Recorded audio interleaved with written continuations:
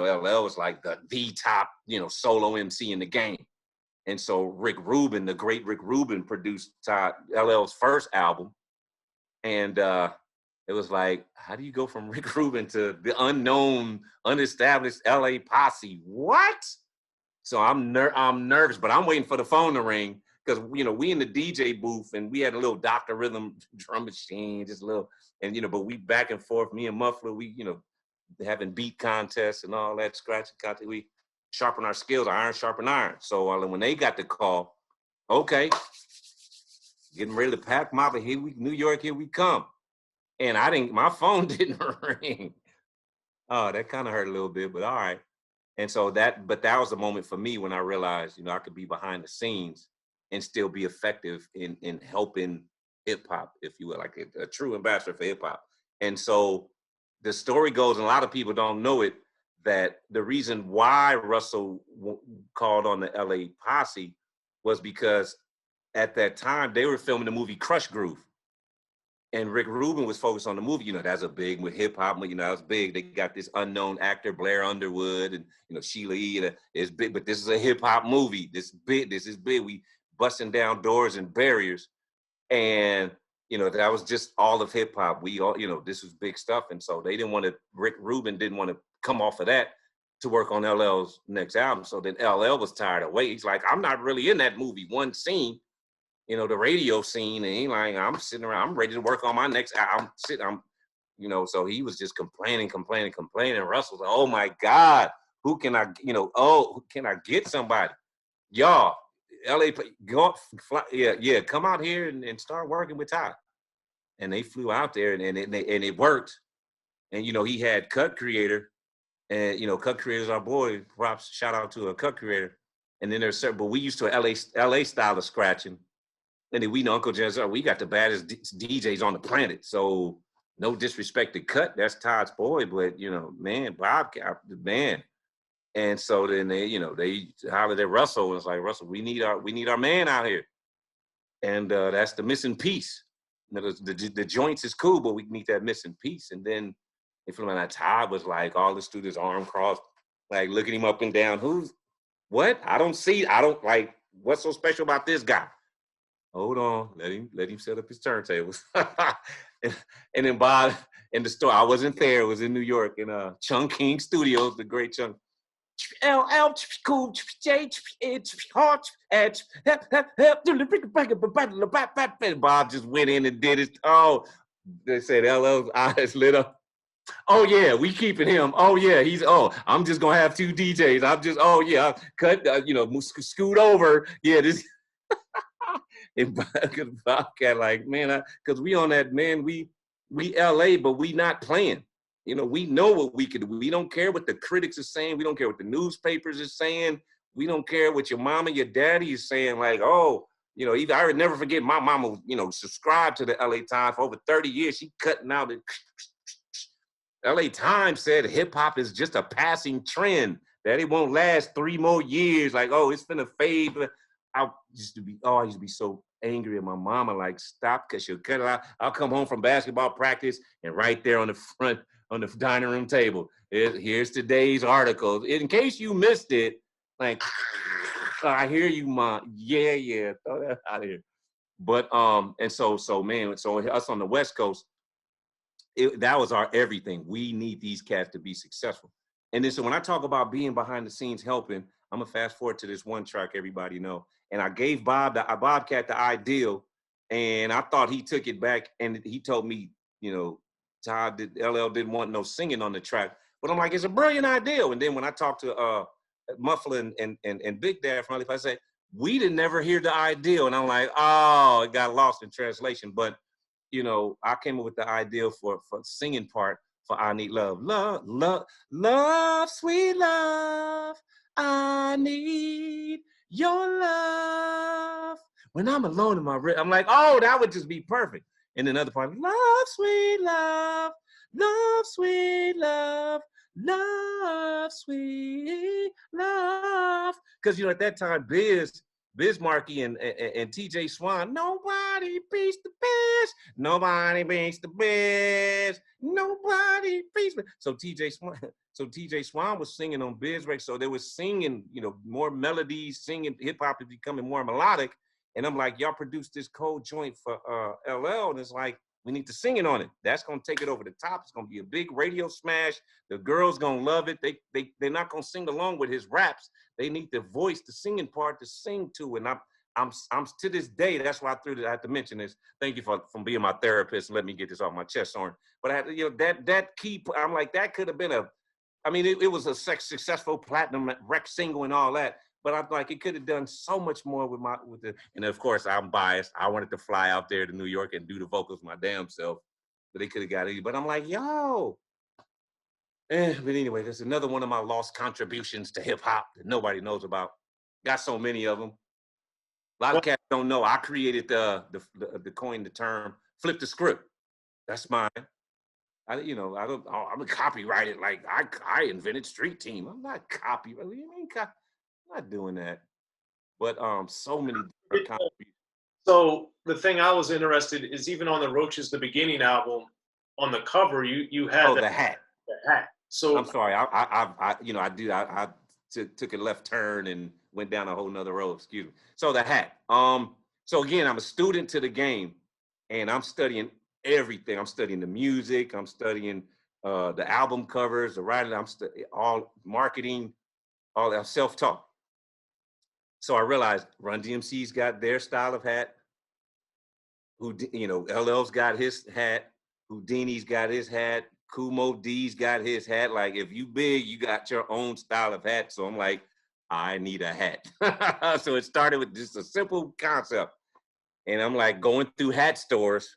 I need a hat. I need a hat. And so me being a pop locker and dealing with the pop lock circles, there was this group popping. Oh man, they were so dope, called the Confederates. And the lead dude had that Confederate hat, and it just looked so nice when he would bust his moves, and with the hat and all. And then Shabba-Doo had that hat, and it was like, okay. And I remember looking at a hat store, and I saw all black, all full leather, quality leather. It wasn't nothing silly, because some of them Confederate hats just like some cheap toy, like Tonka toy stuff. And so this was a quality hat, and it was in the Fox Hills Mall, and I was so this is it. Tried it on, fit perfectly, because I had short hair, ball player, so I had my boom, perfect. I went to but I think it cost $60, and because quality leather back to I think I put $20 down on it, and I have no idea but that out the door, woo. Here go Dub, I'm gone. And I'll never forget. I remember fill out the paperwork. I don't know, really trusting guy. I don't know if you're Middle Eastern something. Really trust, and it really made me feel good to be a young black kid, broke black kid in the hood. And this dude don't know me from Adam, and he trusted me to walk out the door with this product, saying with a promissory note that I would promise to pay him. And that just made me feel good as a human being. Anyway, so I remember, I think every month I'll give him $20. And I said, okay, I don't have no job. I'm in high school at the time. When I was in high school, I was just in college, junior college, Santa Monica Junior College. And so still a teenager. And I remember I was short on the money. And I'm trying to, I got to figure out how I can get some money, mama. And, man, so then I remember I finally, and I was, starting to feel bad because I wasn't a man of my word, because months was flying by. And I'm like, man, this dude probably, and I forgot that I wrote my mama's phone number, and he called one day.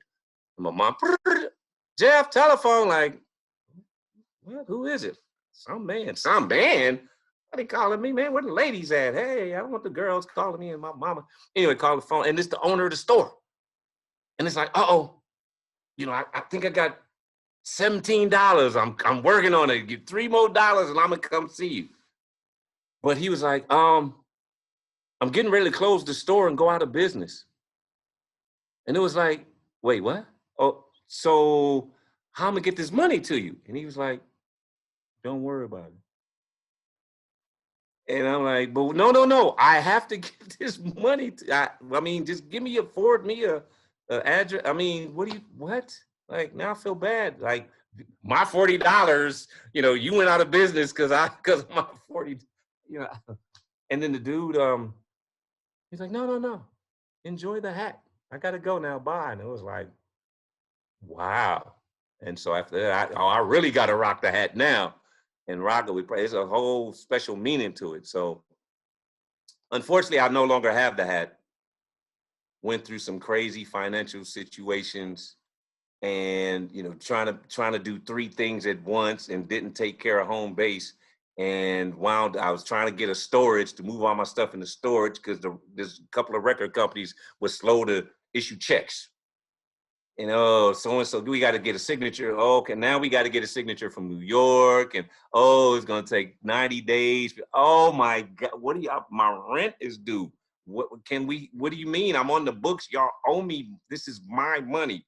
I need my check cut. Anyway, so I wound up being they wound up going through the eviction thing because it happened before, and I caught back up to it, paid in full. Phew, we on. So then it happened again. I don't know, 6 months on, 6 months off. It was this weird cycle in the game back then. And I was with Rodney and Joe Cooley at this time. And then I couldn't save it that second time. And in my hat, drum machines, $1,000 suits, like all my goods. I lost so much stuff out of there. Cars impounded. Oh man, that was a bad time. I had to really completely start over. And I really talk about that at all. So this is, we getting into the Dr. Phil segment of today's show, where I'm stretched out on the couch, going through. Oh no, I'm about to be falling into a state of depression. So I got to come up off that story, talk about something good. Let's get into on the Roaches the beginning on the Bring It On Home. I know you got writing credit and with Arabian Prince. So I think a lot of people don't remember or know that he was with Bobby Jimmy and the Critters as well. So before NWA. Right. So what was your relationship with Arabian Prince at the time? Well, me and Arabian Prince go back. We knew each other before the group because back when Uncle Jam's Army, Brother Arab was always at our functions. He was on DJ in his own right, and then he started making records and doing things. And so him and Egyptian Lover were and they also had the mystique off of the Prince thing with the lace, the mysteriousness, the sexy guy. Oh, Brother Arab had this cute. Anyway, I'm sorry. I didn't mean to be drooling over the homie's girl, but it's 30 years later. I can say it. She was fine. No. Hey, man, no. But anyway, and so we knew each other back then, and we hit it off instantly because we would just love music. And Arabian Prince had, equipment at his house, like keyboards. It's like, he's really into music, playing keyboard. And that, I mean, my mama had a piano and I could do some little ding, ding, ding, ding, ding, ding, ding, ding, ding, ding, ding. Was that chopsticks? Like if I hear it long enough and I can find ding, ding, ding, like ding, ding, ding, ding, ding, ding, ding, ding, ding, ding, like ding, ding, ding, like ding, ding, ding. I can find it. I can find the melody, but I can't just sit down and be Beethoven. But to see Arabian Prince get out there like hit chords and like literally play, and it was like, oh wow, and drum machine. He didn't have the greatest drum machine back then, and he just hit something and play on top of it. And it's like, yo, this dude is multi-talented. Like, yo, that's dope. And so I always respected that cat. And so then, our paths drifted. Then when I got with Bobby Jimmy first, I did I think I did 2 albums with them. The first one was Ugly Knuckle Draggers. Russ Part, that's Bobby Jimmy being funny. Don't. I'm just the guy in the group then. And so then the second one was Roaches, the beginning. And then by that time, that's when, we lost our first team, our original squad. And then Arabian Prince came on. Because actually, Russ Parr signed Arabian Prince and released a couple of singles on Arabian Prince off of Russ Parr's label, Rap Sir. It was Russ Parr backwards. Rap Sir Records. And so then from there, we had some spots open in the group. And then Russ asked, he asked me, would it be cool if that's the homie, come on in, yeah. And so then it was cool to, you know, to have a more musical, so we could add more legitimacy to our comedic act. You know, we're the Weird Al of hip hop kind of a thing. And it's like, I don't know how long this is gonna last, but you know. And so then with Arabian Prince coming in with that added musical element, it was yes, here we go. And then he had his homeboy Bo, and Bo was an amazing dancer, you know. And so then he and I, you know, dancing and okay, now it's starting to look legitimate. Okay, and then we got the front man, and we got the music guy, and you got the dance. Oh yeah, and then we can, you know, oh yeah, now this is coming together. Be sure to check out the History of Gangster Rap by Soren Baker. He's official. History of Gangster Rap features exclusive interviews with Ice-T, Snoop Dogg, MC Ren, the D.O.C, and dozens of others. The History of Gangster Rap, a definitive look at how Los Angeles changed rap forever. In Los Angeles, the streets definitely set the tone of the hip-hop music. At 19, I got a $50,000 car. My whole angle always was, I'll be street, but I will always tell you the horrors that go along with this life. There will be penalties and casualties for just wearing the wrong color in somebody's neighborhood. And once gangster rap made it from the streets to the TV, the genre exploded. With Fab 5 on Yo MTV back with NWA. Yo MTV, it just catapulted us from being local heroes to national gangbang rappers. The History of Gangster Rap discusses it all from 1980 up till today. It's always gonna be shit happening in the streets. You know what I mean? So it's always gonna be something to talk about. The History of Gangster Rap in stores now.